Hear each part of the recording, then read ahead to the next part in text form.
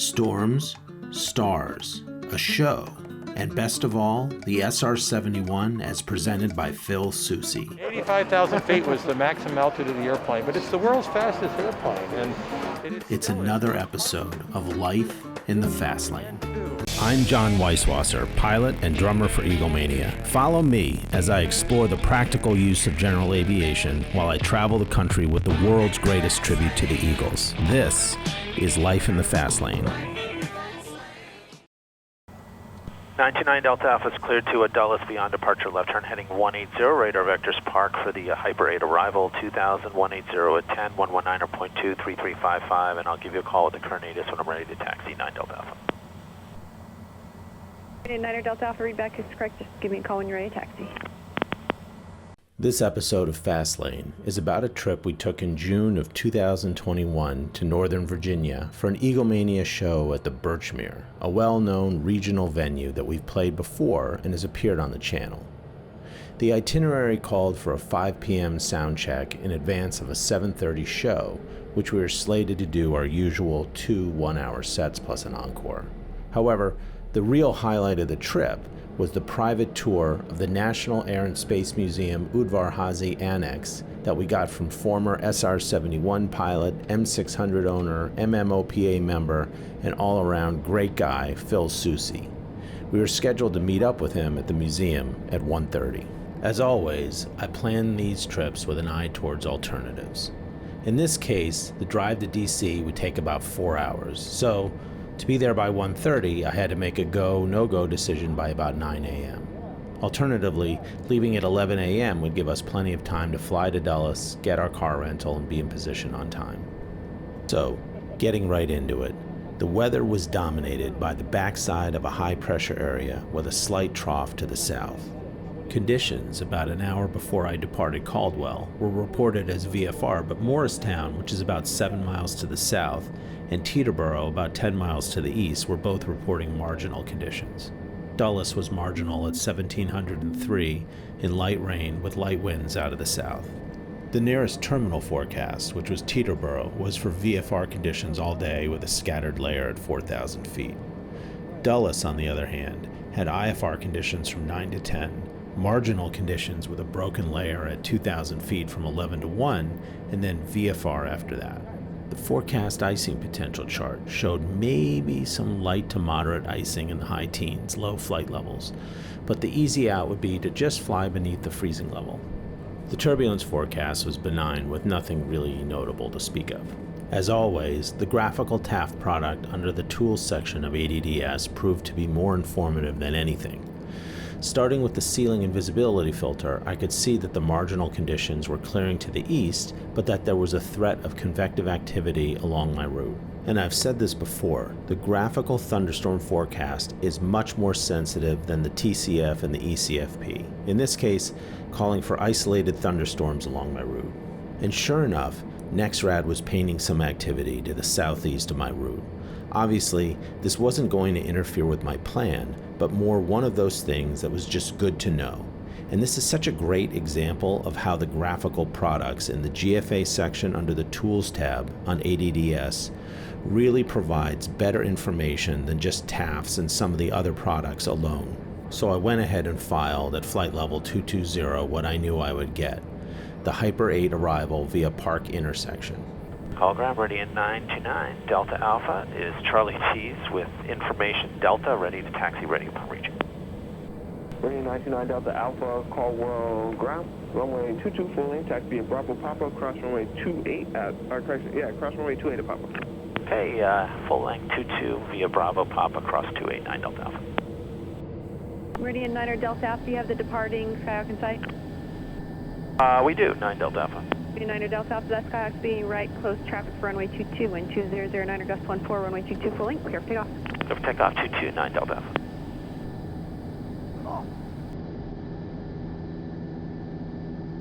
Alright, you see that guy? We're looking for traffic. Keep your eye on that traffic for me.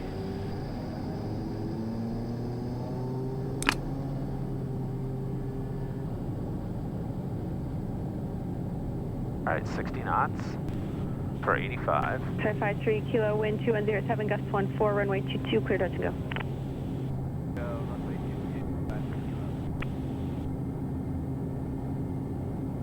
Call Tower, Sky 172, Yankee Alpha holding shore 122 at November, ready for takeoff, northwest bound.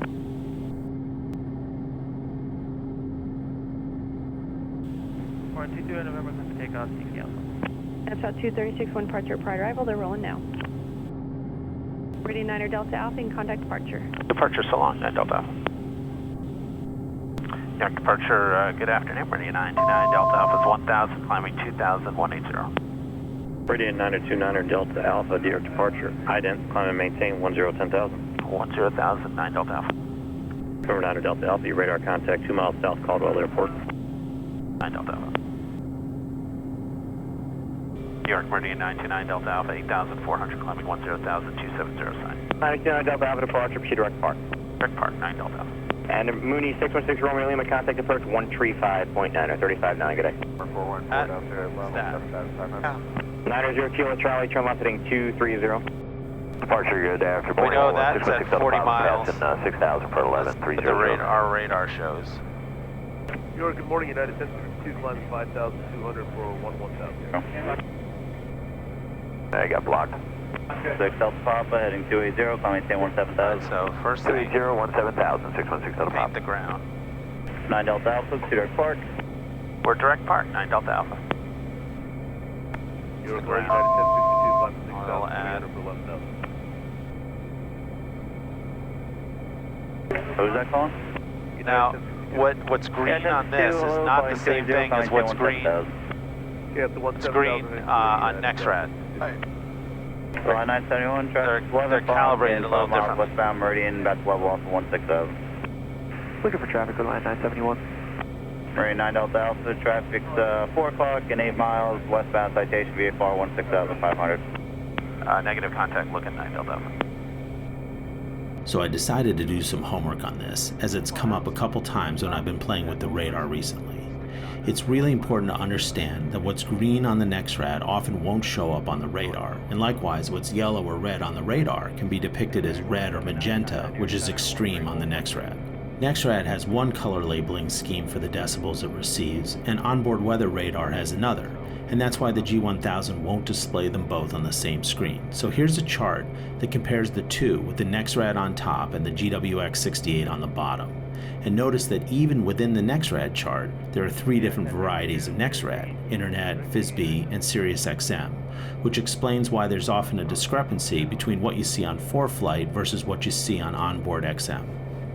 As an example that would apply to this situation, the bottom of the green for the GWX is 23 decibels, meaning that it won't paint anything less than that. On the XM, on the other hand, anything between 20 and 30 decibels is represented as a dark green, and that's precisely what was going on here. The returns were of too low an intensity to register on the GWX, but definitely enough to register on the XM as a dark green. We're going to stay at 16, or are we going higher? Delta 95, We should get like 180. Maintain 17,000 Delta. Delta Alpha, traffic no factor, contact New York Center 134.6. 34.6, 9 Delta Alpha, so long. United 1062, contact New York Center 134.6. 34.6. New York Center, Meridian 929 Delta Alpha, 16,000, direct park. Meridian 929 Delta Alpha, New York Center, Allentown, altimeter 30. Vertical track. 16 will be the final. Okay, thank you, 9 Delta Alpha. Delta Alpha, clear direct Lancaster, Lima Romeo Papa. Direct Lancaster, 9 Delta Alpha.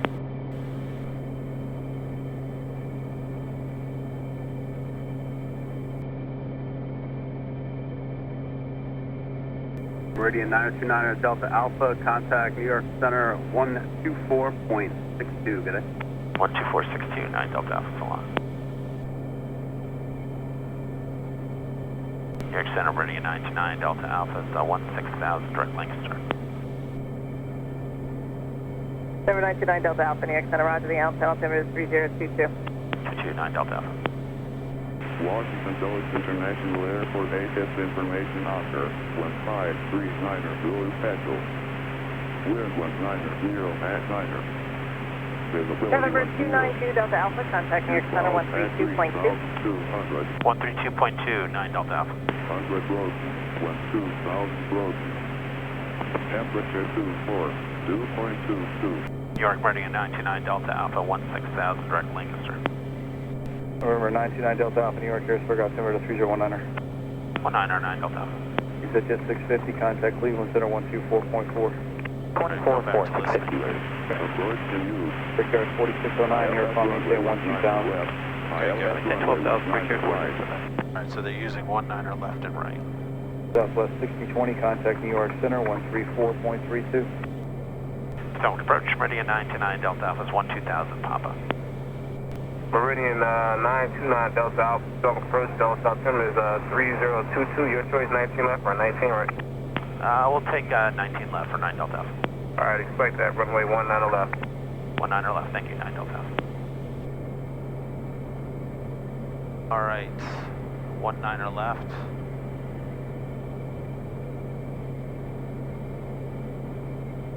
Eddie.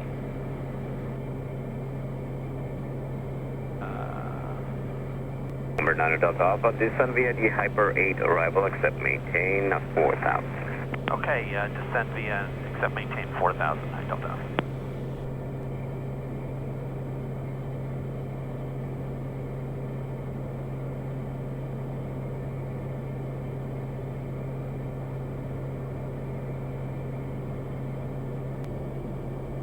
Okay, so we've been given 6,000 as the Number 9 bottom. Delta Alpha, flighting 180, maintain 5000. 180 down to 5000, 9 Delta Alpha. Number 4 Delta Charlie, contact, center maintain 4000, final contact approach on 125.05. 12505 down to 4000, 304 Delta Charlie. Okay, so he's doing that because he's sequencing us. What he'll do is he'll give us a vector to intercept the localizer. Number 9 Delta Alpha, turn right heading 220, intercept runway 19er left localize. 220 to intercept 9 Delta Alpha. 9 Delta Alpha, contact Potomac approach on 125.05. 2505, and thanks so much for your help, 9 Delta Alpha. Potomac approach, Meridian 929 Delta Alpha is 5000 with Papa, 220 assigned to intercept. 929 Delta Alpha, Potomac approach, Delta 3021. 21 9 Delta Alpha. 9 Delta Alpha, center maintain 4000. 4000, 9 Delta Alpha. 4 Delta Charlie, center maintain 3000. 3000, 304 Delta Charlie. Air 982 Heavy, contact Potomac departure, 128.7. You understand what a localizer is? Localizer is when you pick up the areas that bring you into the path Romeo, to the runway. contact Dallas Tower, 134.42. The localizer provides lateral guidance to the runway. Yeah. Lateral guidance. That's Whereas what I meant. a glide slope provides vertical guidance. So this line represents where the localizer is relative to us, this little line. Vertically. Right. Yes. When that line... 9 Delta Alpha, do you have a tops report by any chance? Oh boy, tops are probably at about 5,500. Okay, thanks.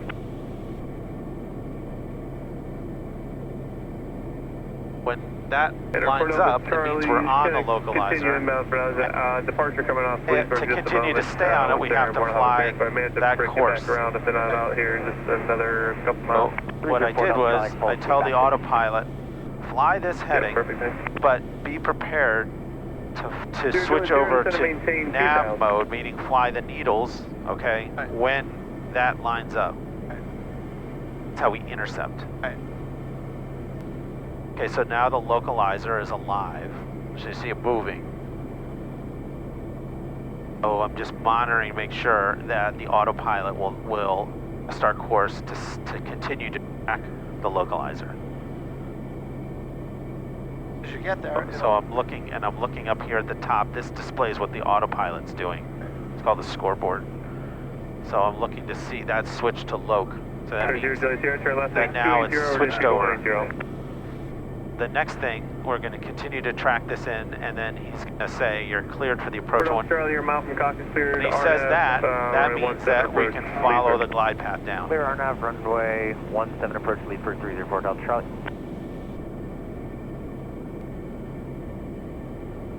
Nine Delta Alpha, instead of maintain 3000. 3000, 9 Delta Alpha.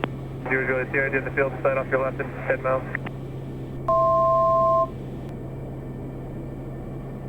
Now we're almost almost locked in with the localizer. 262, climb 2, and report reaching VFR on top. 0 Sierra, maintain present, or 160 knots or greater, please, till Domsey, contact the tower 120.1.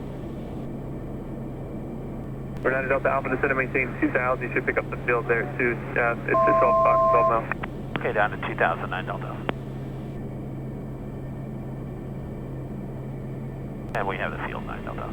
United Delta Alpha, perfect. Thanks. You're clear for the approach, 19 left. Okay, cleared for the approach 19 left, 9 Delta. Heavy. Philly Max Ray, It's cleared for the approach, so I put it in approach mode. Now that means we've armed the glide slope. 262, IFR cancellation is received. Would you like to swap the VFR or do you want to stay on with us? 9 Delta Alpha, you are clear for the approach 19 left. CDW of the field, right? 1 cleared for the visual 19 left with the field in sight, 9 Delta Alpha. 9 Delta Alpha, thanks. Contact tower 120.1. 21, 9 Delta Alpha, so long. Yeah. About 101 heavy, Ricketts, high. Okay, you can go over. Dulles Tower, Meridian 929 Delta Alpha is a visual 19 left. Meridian 929 Delta Alpha, Dulles Tower, wind 2307, runway 19 left, clear to land. Clear to land, 19 left, 9 Delta Alpha.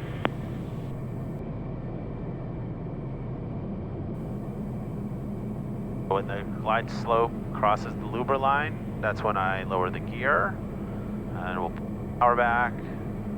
I'll put in 10 degrees of flaps and configure. Go down to 20 degrees of flaps now. So manual lights, flaps, 3 green, and we have 0. Last notch of flaps, 1 more check. Good. This thing, Ken, the Concorde used to take off and land on this runway. Amazing, right? Yeah. It really is. The thing is, this runway doesn't look very big from up here. It's 2 miles. Once we're on it, it's like 2 miles. Dwarfed by it. Minimums.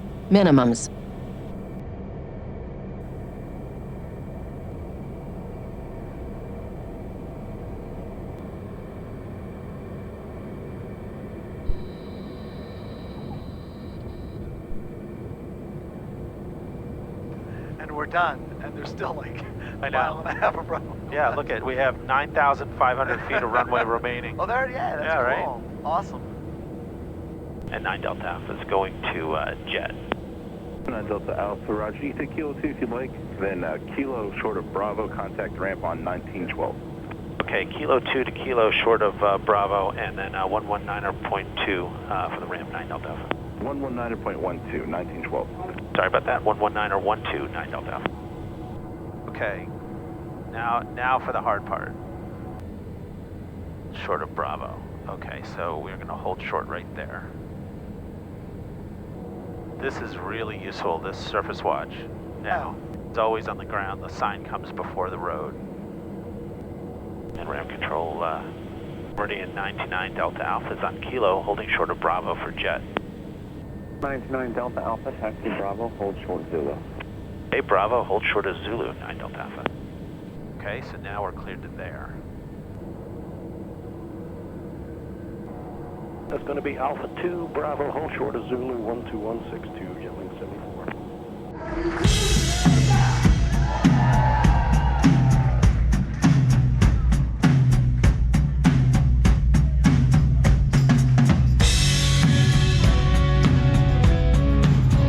Yeah, well, I started out in the Air Force. I joined in 1973, right at the end of Vietnam War. I was fortunate to go in, went into navigator school, but then became a weapons systems officer, which is essentially the guy flying in the back seat of fighter aircraft, right? Right. So most of my time is spent in the F-4 Phantom.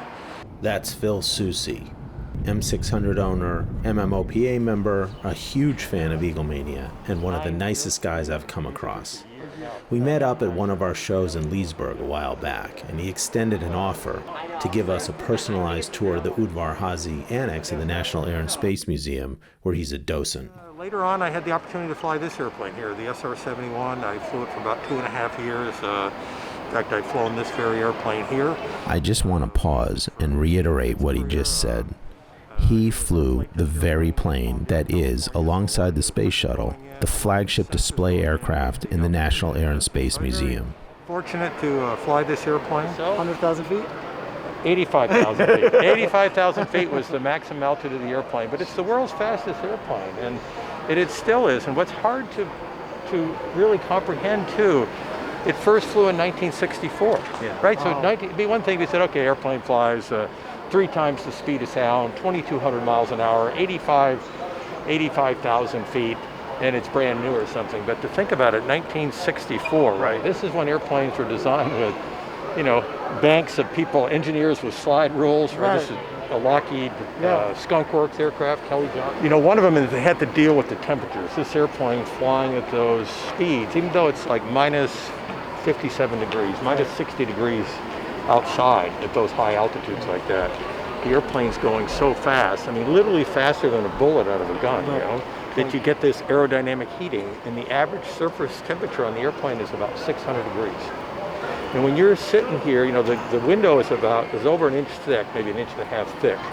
You put your gloved hand against the window, you can hold it there about that long. It's that hot. But to get the fuel started, they had to have a way to ignite it. So they used a chemical called TEB, triethylborane. In the back of the airplane, there was a small tank that carried TEB, and TEB ignites on contact with air. And so what they did was, so you got this really safe fuel, they got this chemical that's like a bomb, right? In fact, when they came to fuel the airplane, when they fueled the TEB tank, that's when the guys were in the protective gear and the fire truck was standing by. The fuel, normal fueling kind of thing, wasn't that big a deal. So most of the airplane's fueled, right? So from right about, after the cockpit, a little bit after that little bump there, all the way back, it's fuel.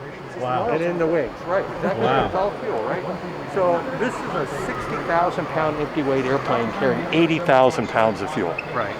So you think about it, right? I can't even remember what the empty weight. So I got an airplane that's got a 6,000 pound, total weight when you put everything in it, people, fuel, all that stuff, and we got 1,700 pounds of fuel, right? So, that would be like if, my airplane, let's say it weighs 4,000 pounds empty, it'd be like if I put 8,000, 6,000 pounds of fuel in it, or whatever. So it's, and you burn all that fuel in about an hour and a half. Oh, wow. It can't go a long, long ways. Across the country, go 3,000 miles, about that sort of range. So this airplane here, 972, it's an airplane actually I have a fair amount of time in it, and you never get to a point where nautical miles per pound of fuel improves by slowing down. You're always better by going faster. There's no turnover in the curve. So if you're at Mach 2.8 and you're low on fuel, you push it up. And it made that trip from Los Angeles to Washington, D.C. in 1 hour and 4 minutes. I mean, that gives you a sense for now. The cockpit's pressurized, right? So, in my Meridian at 28,000 feet, the cabin altitude is like 9.5 or something like that, right? And this airplane, 85,000 feet, the cabin altitude is 25,000 feet, right? So you don't need a pressure suit for 25,000 feet, but you'd need oxygen, right? But if you lost cabin pressurization, that would be the problem, because then the nitrogen would come out of your blood. Your blood essentially, you get the bends, exactly right. It didn't fly like a fighter where you aren't going to do rolls and loops or whatever. But when normal flight operations, for what it was designed to do, it flew very well. What did you rotate at? It was 180 and rotated and took off at 210, right? So we rotated 85. You land up at this point with this airplane on a hot day with a full fuel load where you don't have enough, you lose an engine, you can't get enough speed to take off before the end of the runway, and you don't have enough runway to stop. Right. So you don't want to be on V1. Yeah. So we would frequently take off where we were in that point where you could not stop and you could not fly, right? So it was kind of quiet, the cockpit. From about 110 knots to whatever. It's like, okay, hope this is going to work. 32. 12 lost in accident. Okay. And there was only one fatality in the whole history of the program, and that was in one of the early test flights that went on. So that's pretty remarkable when you think about it, operate in these kind of conditions. The unique experience to be in the presence of the person who actually flew in this SR-71 was not lost on either of us. But there was an ejection at high altitude in Mach 3. Wow. It was survival. It was designed to handle that. I mean, your parachute didn't come out at 80. I really want to thank Phil for the invitation and for making this such a unique experience. Just a great guy with a wealth of knowledge about the museum and its collection, and it was an honor to have him among the audience at the show that night.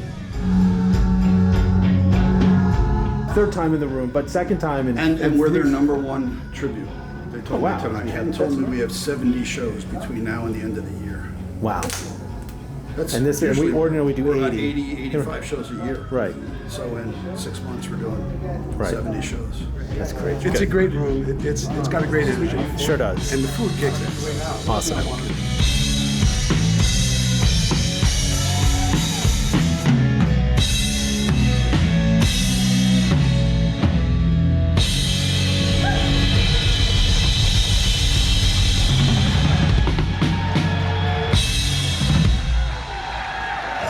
And now for the return back to New Jersey. The prog chart showed that my route was on the backside of an offshore high-pressure area. The current conditions at Dulles were IFR and marginal at Caldwell, with ceilings of 1800 overcast with good visibilities. The forecast was for improvement to good VFR at both ends over the course of the morning. The icing and turbulence forecasts were each relatively benign, save for the slight possibility of some light to moderate icing at 17,000 feet over my route. The graphical TAF and thunderstorm forecast showed nicely how the lower ceilings would move off to the east over the course of the morning, but they also added an emphasis on leaving earlier due to the possibility, however slight, of some convective activity to the west of my route, particularly over the Appalachians. Using the routing that I routinely get for this trip, the Nexrad at 7:30 in the morning, a couple hours before departure, was clear. PIREPs were all ceiling reports that were consistent with the TAFs and the METARs. So I went ahead and filed for a 9:30 a.m. departure out of Dulles using the usual routing back to Caldwell, the Woolly Gate to the north, and then a short jog to the east to join the HAzy 3 arrival. I filed for flight level 210, knowing I would never see anything close to that, given that the highest altitude on the arrival is 13,000 feet well south of where I typically join it.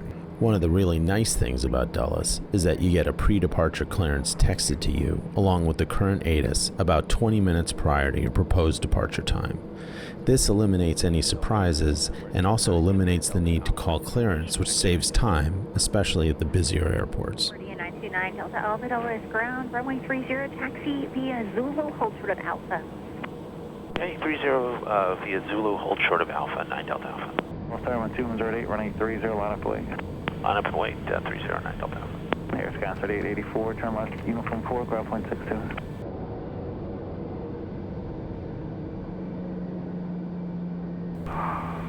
Clear for takeoff. Runway heading clear for takeoff, 309 Delta Alpha.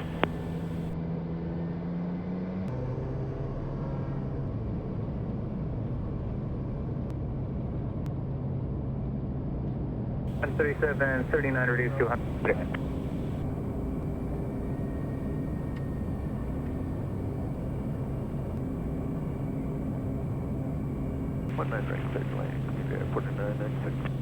November 9 Delta Alpha, continue runway heading, contact becoming departure. Departure so long, 9 Delta Alpha.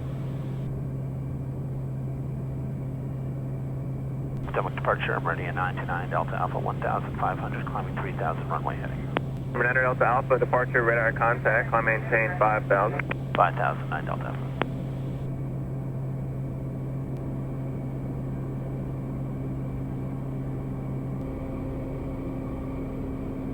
Center Delta Alpha, traffic 2 o'clock, 3 miles, 6,000 level, say U-175, caution point your 9 Delta Alpha in sight. So Ken here, yesterday you said, really what I'm doing is managing all this, not really flying the plane. So today, I'm going to fly the plane the whole way. 9 Delta Alpha, climb maintain 10,000. 10,000, 9 Delta Alpha.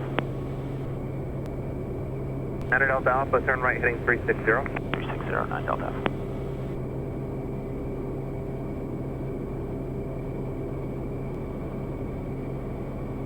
November 929 Delta Alpha, climb maintain 17,000, 7,000. 17,000, 9 Delta. But hey, I'll take it.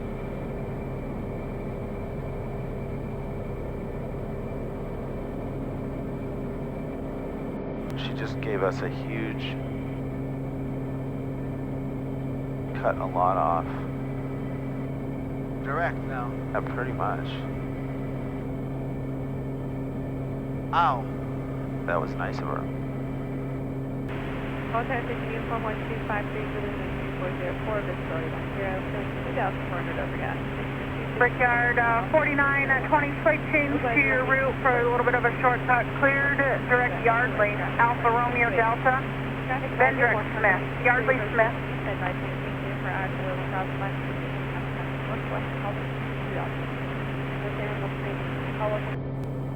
What that is, that 12 is, we're on like their approach procedures, right? There's also arrival procedures, and basically it's just a big macro. So instead of them giving us all these waypoints, they can just say fly the METARs 3 arrival, all right? And that METARs 3 arrival has a combination of waypoints and altitudes. And so the waypoints, when they do that as part of your clearance, the waypoints just become part of your clearance, right? The altitudes are at their discretion. So if they say descend via the METARs 3 arrival, then we'll activate all of these altitudes and we'll fly them. All right, so 91 November, flight 030, vector to final. All of our altitudes November are 1 Mike Mike, VFR descend is your discretion, bottom report the field in sight. Is dialed into the pre-select. 9 Charlie Victor, contact Philly Tower 118.5. Yeah, it's armed, and we've double-checked all the altitudes. 7 Foxtrot Delta, climb and maintain 9,000, I'll ditch yours in just a minute. 9,000, Fox Delta. That's how it's Frontier done. 1651, left direct TV. New York approach, good morning, Meridian 929 Delta Alpha, so 10,000, descending via with Victor. Number 929 Delta Alpha, New York approach, altimeter 3020, and you can expect a localizer 22. Okay, if we could get the RNAV to 22, that would be even better for 9 Delta Alpha. I will pass on your request. That shouldn't be a problem. Thank you. All right, so we're down to 5,000. Frontier 2958, descend and maintain 6,000. We're on heading, which is going to end up being vectors to the RNAV.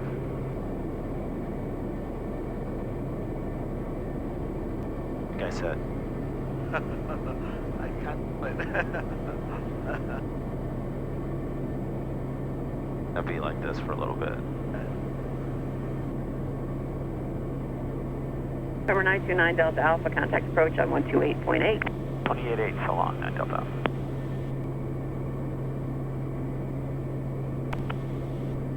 Approach Meridian 929 Delta Alpha, 4,000 Victor, expecting the RNAV 22. 929 Delta Alpha, New York approach, walking back, altimeters 3020. 20, 9 Delta Alpha. 9 Delta Alpha, turn right heading 120, maintain 3,000. 120 and 3,000, 9 Delta Alpha. 230 Hotel, descend and maintain 2,000 now. 9 Delta Alpha, proceed direct Dowdy. Direct Dowdy, 9 Delta Alpha.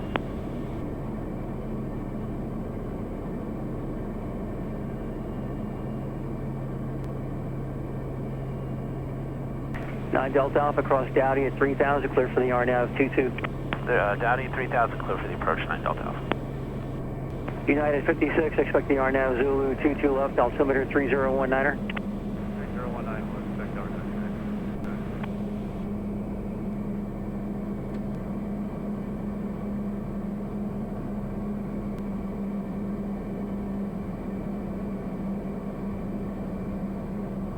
9 Delta Alpha, contact Caldwell Tower 19.8. Over to Tower, 9 Delta Alpha, so long.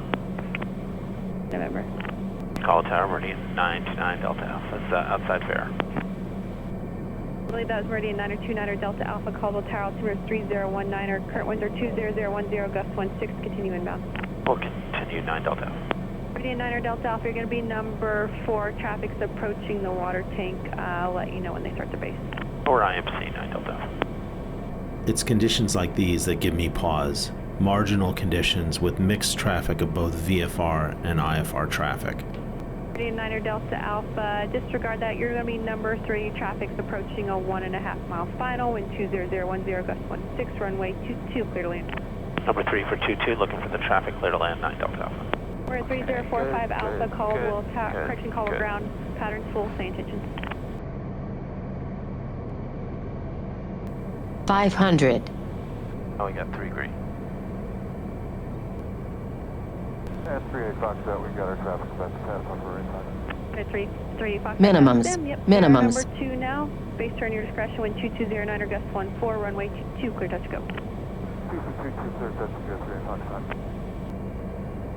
If you made it this far, you must like it. And if you like it and subscribe. It's truly what inspires me to make more of these.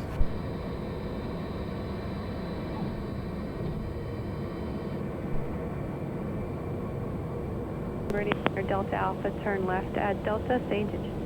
Delta, left on Delta, Charlie Peace, 9 Delta Alpha. United or Delta Alpha, you can taxi with me via Papa Charlie. And did you have a base report for me? Bases were, as advertised, 9 Delta Alpha, scattered to broken. Scattered to broken. Roger, thank you. All around the field, though, it's pretty much overcast. Thank you.